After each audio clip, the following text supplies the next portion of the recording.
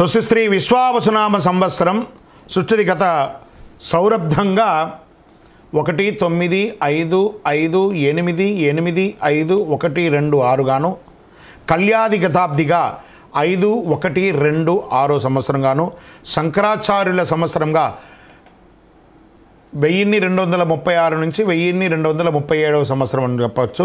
విక్రమాదిత్య సంవత్సరం 2082, శాలివాహన శక శతాబ్ది 1947, ఆంగ్ల శకాబ్ద 2025-27, భారతదేశ స్వాతంత్ర్యాబ్ది 78, సృష్ట్యాది అహర్గణ 7-1-4-0-4-1-6-8-9-2-6 సంవత్సరంగాను, కలి అహర్గణ 1-8-7-2-2-9-9 గాను, విశ్వావసునామ సంవత్సరం పొడవు 354 రోజులుగా నిర్ణయించడం అయింది. ఇది నిర్ణయించడం కదా, అలా వస్తుంది. ఆదత్రేఫలం నిరుపతే చాంద్ర సౌరమానాభ్యాం విశ్వావసునామ సంవత్సర ఫలం అంటారు దీన్ని. ప్రభవాదిగా 39వ సంవత్సరం విశ్వావసు, విశ్వేశాం వసు యసత్, అందరికీ ధనం కలిగిస్తుంది. విశ్వావసు సంవత్సరమున పంటలు మధ్యముగా ఉన్నా, అల్పవృష్టి ఉన్నా, కాస్త దొంగతనం, చోరభయం, రోగాదులు అధికంగా అయ్యే అవకాశాలుగా కూడా చెప్పడం జరుగుతుంది. ఈ యొక్క షష్టగ్రహ కూటమి కూడా ఉగాది రోజే అవుతుంది కాబట్టి కాస్త జాగ్రత్తగా, ఆరోగ్యం పట్ల జాగ్రత్త వహించాలని కూడా చెప్పడం జరుగుతుంది. గురువు ఉదయాబ్ది ఫలం అని కనుక, గురువు అస్తమించిన తర్వాత తిరిగి ఉదయించేటప్పుడు ఏ నక్షత్రంలో ఉదయిస్తున్నాడో ఆ నక్షత్రాన్ని అనుసరించి ఆబ్దం ఉంటుందన్నమాట. జూలై 9, 2025 గురు ఆరుద్ర నక్షత్రం 2వ పాదంలో ఉదయిస్తున్నారు. కావున మార్గశీర్షాబ్దం అని కూడా చెప్తున్నారు. మార్గశీర్షాబ్దం మిడతలు, పక్షులు, ఎలుకలు, మృగములు మొదలగు వాటి వల్ల సస్యములు నశింపజేసే అవకాశాలు ఎక్కువ ఉన్నాయి, తక్కువ పడతాయి, రోగపీడితం అధికమవుతుందని కూడా చెప్పడం జరుగుతుంది. విశ్వావసునామ సంవత్సరంలో రాజాది నవనాయకుల్ని విడివిడిగా మనం ఇప్పుడు తెలుసుకుంటాం. చైత్రశుద్ధ పాడ్యమి, వారాధిపతి రాజు రవి. రవి మేష సంక్రమణం వారాధిపతి మంత్రి చంద్రుడు. రవి సింహ సంక్రమణ వారాధిపతిగా సేనాధిపతి రవి. రవి కర్కాటక సంక్రమణ వారాధిపతిగా సస్యాధిపతి గురు. రవి ధనుష్ సంక్రమణ వారాధిపతిగా ధాన్యాధిపతిగా కుజుడు. రవి మిథున సంక్రమణ వారాధిపతిగా అర్ఘాధిపతిగా రవి. రవి ఆరుద్ర నక్షత్ర ప్రవేశ వారాధిపతిగా మేఘాధిపతి రవి. రవి తులా సంక్రమణ వారాధిపతిగా రసాధిపతిగా ఉన్నటువంటి వారు శని. రవి మకర సంక్రమణ వారాధిపతిగా నీరసాధిపతిగా బుధుడు ఉన్నాడు. రవి రాజుగా ఉండడం వల్ల పరస్పర వైరములు కలుగుతాయి. మేఘాలు సమవృష్టి కలిగి ఉంటాయి. ప్రజలకు రాజుల వల్ల, శస్త్రముల వల్ల, చోరాగ్ని వల్ల చిన్న చిన్న ఇబ్బందులు వచ్చే అవకాశాలు ఉంటాయి, జాగ్రత్త పడండి అని పంచాంగం చెప్తుంది. ఇదంతా కూడాను వ్యక్తిగా సృష్టించింది కాదండి. సరే, రాజు గురించి చెప్పాము, మంత్రి గురించి ఇప్పుడు తెలుసుకున్నాం. చంద్రుడు మంత్రిగా ఉన్నప్పుడు సృష్టి ఉంటుంది, సమస్త సస్యములు ఫలవంతంగా ఉంటుంది, క్షేమము, ఆరోగ్యం సుభిక్షంగా ఉంటుందని కూడా చెప్పడం జరుగుతుంది. సూర్యస్థ సేనాధిపతిగా ఎలా ఉంటుంది? రాజు రవియే, సేనాధిపతి కూడా రవియే ఉండడం వల్ల సేనాధిపతి అయినప్పుడు రాజులకు పరస్పర యుద్ధం కలిగే అవకాశాలు ఉన్నాయి. మబ్బులు, వాయు పీడించే కొద్దిపాటి వర్షములు కురిసే అవకాశాలు, రక్తధాన్యములు సమృద్ధిగా పండుతాయని కూడా చెప్పడం జరుగుతున్నది. గురు సస్యాధిపతిగానే ఉన్నప్పుడు వారి ఫలితం ఎలా ఉంటుంది? బృహస్పతి సస్యములకు అధిపతి అయినప్పుడు యవలు, గోధుమలు, శనగలు పూర్ణముగా పండుతాయి. పసుపు రంగు నేల చక్కగా పండుతుందని కూడా చెప్పడం జరుగుతుంది. కుజస్య దానాధిపతి ఎలా ఉంటుందని చెప్పి, కుజుడు ధాన్యాధిపతి అయినప్పుడు ముళ్ళగుల ధాన్యములు, స్వల్ప ధాన్యములు, సిరుధాన్యములు, ఎర్రని నేల సంపూర్ణంగా పండుతుంది అని కూడా చెప్పడం జరుగుతుంది. ఇక్కడ రవి అర్ఘ్యాధిపతిగా ఉన్నారు. వారి ఫలితం ఎలా ఉంటుందంటే, రవి అర్ఘ్యాధిపతి అయిన వెలలు, రేట్స్ అంతా కూడా తగ్గే అవకాశాలు ఉన్నాయి. వర్షములు తక్కువ కురుస్తాయి. ప్రజలు ఆకలి బాధ మరియు రాజులకు మంచి శ్రేయస్సు కలిగే అవకాశాలు కూడా చాలా బాగుందని కూడా చెప్పడం. సూర్యస్య మేఘాధిపతి, సూర్యుడే మేఘాధిపతిగా కూడా ఉంటున్నాడు. సూర్యుడు మేఘాధిపతి అయినప్పుడు వల్ల పంట స్వల్పంగా పండుతాయి, భయం అధికంగా ఉంటుంది, వర్షం తక్కువగా ఉంటుంది, ఖండవృష్టి కలిగి ఎర్రని ధాన్యం బాగా పండుతాయని కూడా చెప్పడం జరుగుతున్నాయి. శనీశ్వరుడు రసాధిపతిగా ఉంటున్నాడు. శని రసాధిపతి అయినప్పుడు నెయ్యి, నూనె, బెల్లము, తేనె మొదలుగా రసజాతులకు వెళ్ళలేకుండా ఉంటుంది, అంటే చాలా తగ్గే అవకాశాలు చాలా ఉన్నాయని చెప్తున్నాడు. బుధస్య నీరసాధిపతి, బుధుడు నీరసాధిపతిగా ఉండడం వల్ల ఈ ఉక్కు ఖనిజములు వివిధ ధాన్యములు సమృద్ధిగా ఉంటాయని కూడా చెప్పడం జరుగుతుంది. సో రాజాది నవనాయకుల్లో ఎవరెవరు ఎంతెంత ప్లేస్ తీసుకుంటున్నారంటే రవి 4 ప్లేస్ని తీసుకుంటున్నారు. అంటే పోర్ట్ఫోలియో అంటారు చూసారా, ఈ పోర్ట్ఫోలియోస్ని వాళ్ళు విభజించుకున్నారు. రవి 4 పోర్ట్ఫోలియో, చంద్రుడు 1, కుజుడు 1, బుధుడు 1, గురువు 1, శుక్రుడికి ఈసారి ఏం లేదు, శని భగవానికి 1. నవనాయకుల్లో 3 నాయకత్వాలు శుభగ్రహాలు, 6 నాయకత్వాలు పాపగ్రహాలుగా వచ్చాయి. నవనాయకుల్లో పాపగ్రహ నాయకత్వం ఎక్కువగా ఉంది కనుక విష్ణు సహస్రనామము లేదా చండీ సప్తసతి పారాయణము ఇలాంటివి చేయడం వల్ల చాలా అద్భుతం జరుగుతుంది అని కూడా చెప్తున్నారు. ఇప్పుడు ఇందులో ఉపనాయకులు ఎవరు? ఇప్పుడు దీంట్లో ఎలా ఉంటారంటే ఒక చక్రవర్తి ఉంటారు, వారికి సామంతరాజు ఉంటారు కదా, అలా ఉపనాయకులుగా ఉన్నవారు ఎలా అంటే మేషశంకరం వారాధిపతి, సర్వదేశోధ్యాగధిపతిగా అశ్వాధిపతిగా చంద్రుడు, వృషభ సంక్రమణ వారాధిపతిగా పురోహితుడుగా గజపతి అడవిపతి గురువుగా ఉంటున్నాడు. మిథున సంక్రమణ వారాధిపతిగా పశువులకు అధిపతి అయినటువంటి రవి ఉంటున్నాడు.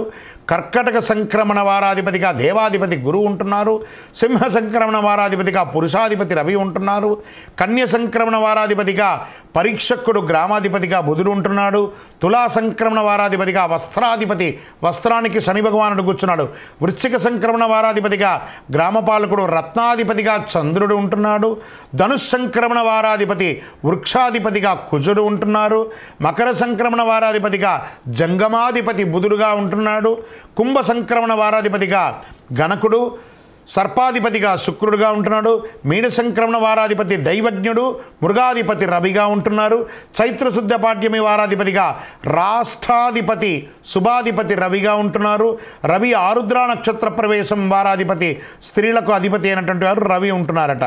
ఇక్కడ ఉపనాయకుల్లో ఎవరెవరు ఎంతెంత పోర్ట్ఫోలియో తీసుకుంటున్నారు అని అంటే రవి 7 స్థానాలను, చంద్రుడు 4 స్థానాలను, కుజుడు 1 స్థానాన్ని, బుధుడు 3 స్థానాలని, గురుడు 3 స్థానాలని, శుక్రుడు 2 స్థానాలని, శని భగవానుడు 1 స్థానాన్ని తీసుకొని 21 మంది ఉపనాయకుల్లో 12 నాయకత్వాలు శుభగ్రహం. చూడండి 21లో డివైడ్ చేసుకుంటే 12 మంది క్షేమం చేసేవాళ్ళు. ఇక్కడ చూడండి ప్రధానంలో కొంతమంది తక్కువ ఉండేసరికి దీన్ని ఏం చేస్తుందంటే ఇది బ్యాలెన్స్ చేస్తుంది.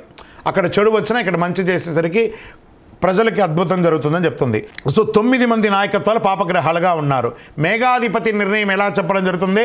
1947 × 8/9 = 6 శేషంగా చెప్పడం వల్ల నీలనామకో మేఘంగా చెప్పడం జరుగుతుంది. ఈ సంవత్సరం నీల పేరుగల మేఘంగా వర్షించును.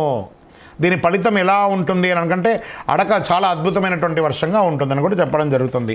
అడకాది నిర్ణయం నవనాయకుల రాజును బట్టి నిర్ణయించాలి. రాజు రవి కనుక అడక 2 ఎలా ఉంటుంది? 10 భాగాలు సముద్రంలో, 7 భాగాలు పర్వతాలపైన, 2 భాగాలు భూమిపైన వర్షం కురుస్తుంది. పశునాయక నిర్ణయం ఎవరన్నారంటే దానికి అధిపతి యముడుగా ఉన్నాడు. ప్రతి సంవత్సరం చైత్రశుద్ధ పాఠమి వారాధిపతి నుండి పశునాయకుడి యొక్క నిర్ణయం జరుగుతుంది. చైత్రశుద్ధ పాఠ్యమి వారాధిపతిగా రవి = యముడుగా పశునాయకుడుగా ఉంటున్నాడు.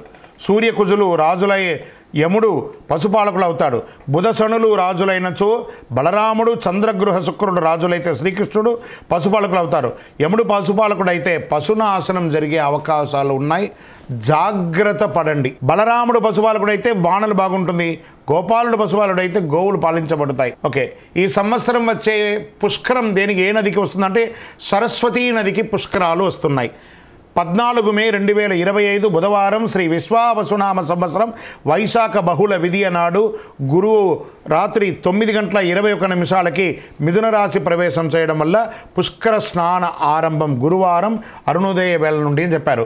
15 మే 2025 విశ్వావసునామ సంవత్సర వైశాఖ బహుళ తదియ గురువారం నుండి 26 మే 2025 వైశాఖ బహుళ చతుర్దశి సోమవారం వరకు సార్ధ త్రికోటి తీర్థ రాజ సహిత సరస్వతీ నదికి పుష్కరాలుగా నిర్ణయించడం అయింది. విశ్వావసునామ సంవత్సరంలో మైఢ్యమి, కర్తరి, గురుమూఢ్యమి, శుక్రమూఢ్యమి అంతా ఎలా వస్తుంది? ఈ రోజుల్లో ఏం చేయాలో చేయకూడదని ఉంటుంది కదా, అది ఎప్పుడు ఉంది?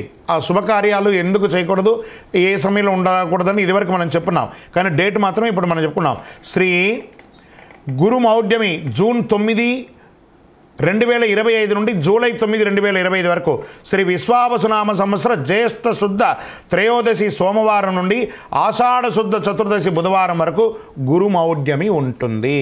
శుక్రమౌఢ్యమి నవంబర్ 26, 2025 నుండి ఫిబ్రవరి 17, 2020 వరకు శ్రీ విశ్వావసునామ సంవత్సరం మార్గశిర శుద్ధ షష్ఠి బుధవారం నుండి మాఘ బహుళ అమావాస్య మంగళవారం వరకు శుక్రవారం ఆల్మోస్ట్ ఆల్ ఒక 3 నెలలు ముహూర్తాలు ఉండవు. నవంబర్ నుండి మొదలు పెడితే ఫిబ్రవరి వరకు. కాబట్టి వివాహం, గృహప్రవేశం అవన్నీ చేసుకోవాలనుకున్న వాళ్ళు మంచి సమయం చూసుకొని ఇవన్నీ చేసేసుకోండి. సరే, వాస్తుకర్తరి ఎప్పుడు వస్తుంది? వాస్తుకర్తరి ప్రారంభం రవి భరణి 3వ ప్రవేశం మే 4, 2025. వాస్తుకర్తరి పరిసమాప్తం రవి రోహిణి 2వ ప్రవేశం మే 28, 2025. శ్రీ విశ్వావసునామ సంవత్సర వైశాఖ శుద్ధ సప్తమి నుండి జ్యేష్ఠ శుద్ధ పాడ్యమి వరకు వాస్తుకర్తరి ఉంటుంది. ఈ సమయాల్లో ఏ విధమైనటువంటి శుభకార్యాలు చేయకూడదు అని అంటారు. రవి ఆరుద్ర నక్షత్రం ప్రవేశం ఎలా ఉంటుందంటే జూన్ 22, 2025 రవి ఆరుద్ర 1 మధ్యాహ్నం 2 గంటల 10 నిమిషాలకి రవి ఆరుద్ర నక్షత్ర ప్రవేశం.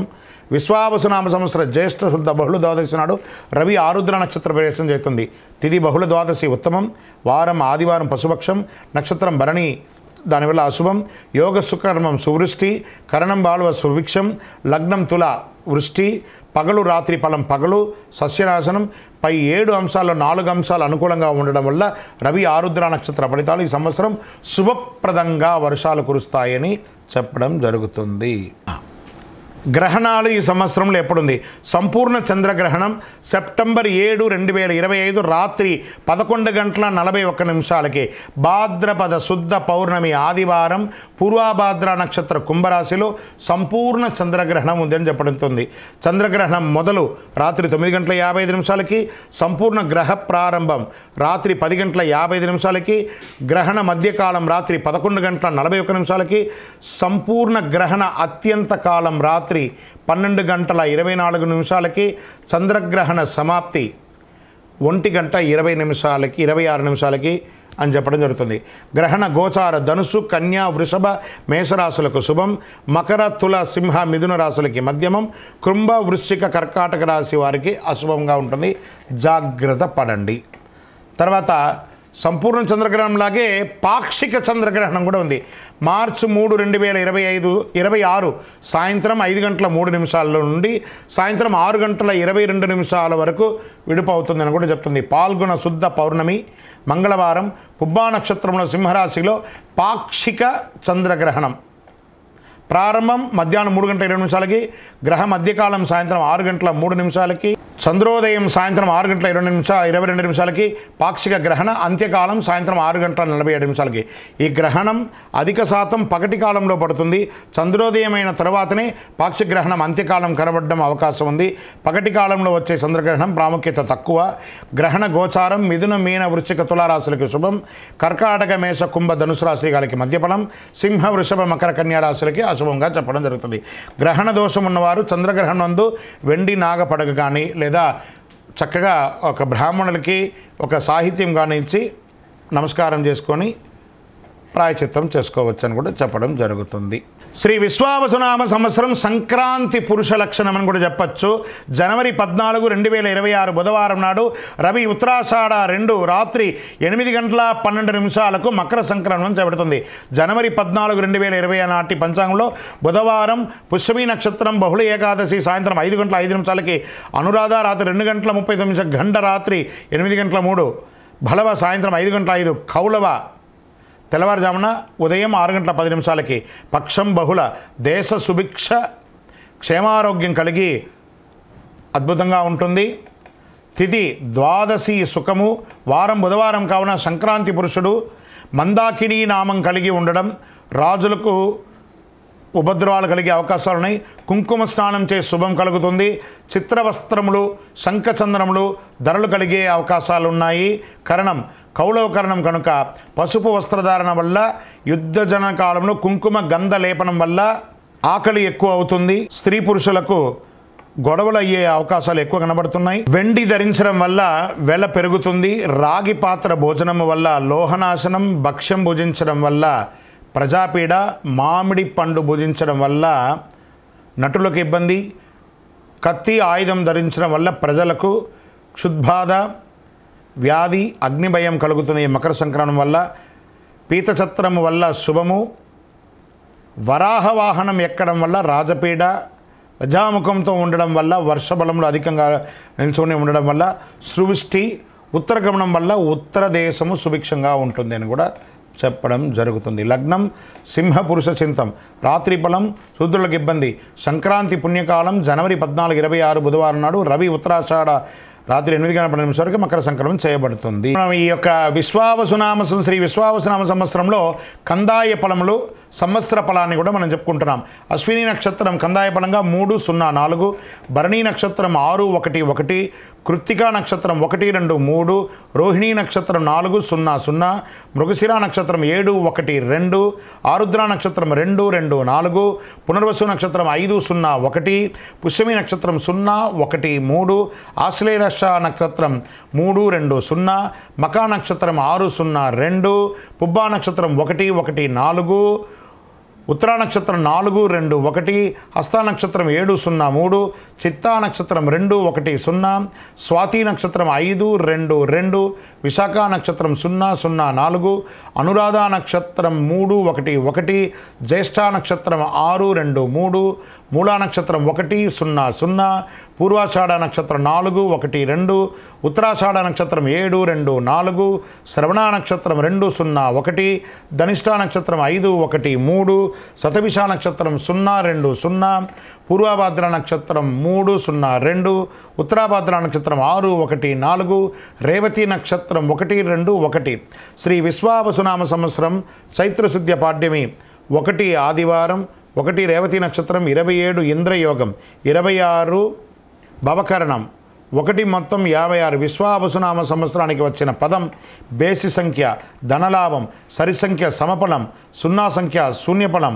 మొదటి కందాయం 380 అయితే వ్యాధి, రెండవ కందాయం 730 అయితే భయం, మూడవ కందాయం 250 అయితే కీడు, 30 అయితే ఫలితం కూడా శూన్యమే. ఇది కందాయ ఫలం యొక్క ఉన్నది. ఆదాయ రాజపూజ్య వ్యయాలు. మేషరాశి ఆదాయం 2, వ్యయం 14, రాజపూజ్యం 5, అవమానం 7. వృషభ రాశి ఆదాయం 11, వ్యయం 5, రాజపూజ్యం 1, అవమానం 3. మిథున రాశి వారికి 14 ఆదాయం, వ్యయం 2, రాజపూజ్యం 4, అవమానం 3. కర్కాటక రాశి వారికి ఆదాయం 8, వ్యయం 2, రాజపూజ్యం 7, అవమానం 3. సింహరాశి వారికి ఆదాయం 11, వ్యయం 11, రాజపూజ్యం 3, అవమానం 6. కన్యారాశి వారికి ఆదాయం 14, వ్యయం 2, రాజపూజ్యం 6, అవమానం 6. తులారాశి వారికి 11 ఆదాయం, 5 వ్యయం, 2 రాజపూజ్యం, 2 అవమానం. వృశ్చిక రాశి వారికి 2 ఆదాయం, వ్యయం 14, రాజపూజ్యం 5, అవమానం 2. ధనుసు రాశి వారికి ఆదాయం 5, వ్యయం 5, రాజపూజ్యం 1, అవమానం 5. మకరం వారికి ఆదాయం 8, ఖర్చు 14, వ్యయం, రాజపూజ్యం 4, అవమానం 5. కుంభరాశి వారికి 8 ఆదాయం, వ్యయం 14, రాజపూజ్యం 7, అవమానం 5. మీనరాశి వారికి ఆదాయం 5, వ్యయం 5, రాజపూజ్యం 3, అవమానం 1. 2025-26లో మౌఢ్యమి కర్తమి పుష్కర గ్రహణ వివరాలలో ముహూర్తాలు ఎలా ఉన్నాయనేది మంత్ వైజ్గా ఉంటుంది. ముఖ్యమైనటువంటి చెయ్యకూడని ముహూర్తాలు చెప్పేస్తాను. చేసే ముహూర్తాలు మీ యొక్క పరిసర ప్రాంతాల్లో ఉన్నటువంటి గురువుల్ని సంప్రదించి మీ ఇంటి బ్రాహ్మణుల్ని వారికి నమస్కరిస్తూ వారి దగ్గర మీరు చేసే శుభకార్యం గురించి చెప్పి ముహూర్తాలు తీసుకోండి. గురుమౌఢ్యమి మళ్ళీ చెప్తున్నాను, జూన్ 9, 2025 నుండి జూలై 9, 2025 వరకు. శుక్రమౌఢ్యమి నవంబర్ 26 నుండి 25, నవంబర్ 26, 2025 నుండి ఫిబ్రవరి 17, 2026 వరకు. వాస్తుకర్తరి మే 4, 28 నుండి 2025 వరకు ఉంటుంది. కాబట్టి ఈ రోజుల్లో ఏ విధమైనటువంటి ముహూర్తాలు లేవు.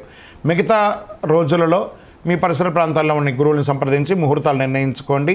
అందరూ కూడా యోగక్షేమంగా ఉండాలి. పంచాంగ శ్రవణం అనేది కొంచెం ఇలా మనం చెప్తూ ఉండగా కొంచెం ఏదో అర్థం కాని సబ్జెక్టుగా ఉంటుంది, కానీ ఇది వినాలట. ఇది వింటేనే మనం ఏంటో తెలుస్తుందని చెప్పేసి. ఇప్పుడు జనరల్గా మనం ఒక టెస్ట్కి మన శరీరంలో పోతే నఖశిక పర్యంతం ఎలా టెస్ట్ తీస్తే చాలా రిపోర్ట్స్ ఇస్తారో మనకి అర్థం కాదు, కానీ డాక్టర్ చూసి ఇది ఇది అని చెప్పేస్తారు. అలా అది అర్థం కాకపోయినా పంచాంగ శ్రవణాన్ని కనీసం సంవత్సరంలో ఒకరోజైనా వినాలి. పంచాంగ శ్రవణం విన్న ప్రతి ఒక్కరు కూడాను ఆయురారోగ్య ఐశ్వర్య భోగభాగ్యాలతో ఉండాలని అఖిలాండ కోటి బ్రహ్మాండ నాయకుడు శ్రీ ధర్మశాస్త్ర అయ్యప్ప స్వామి వారిని మీకోసం ప్రార్థన చేస్తూనే ఉంటాను. అందరూ క్షేమంగా ఉండండి, కరుంగాళి మాల ధరించండి, ఆరోగ్యంగా ఉండండి, ఐశ్వర్యంగా ఉండండి, సంపన్నంగా ఉండండి. విజయోస్తు.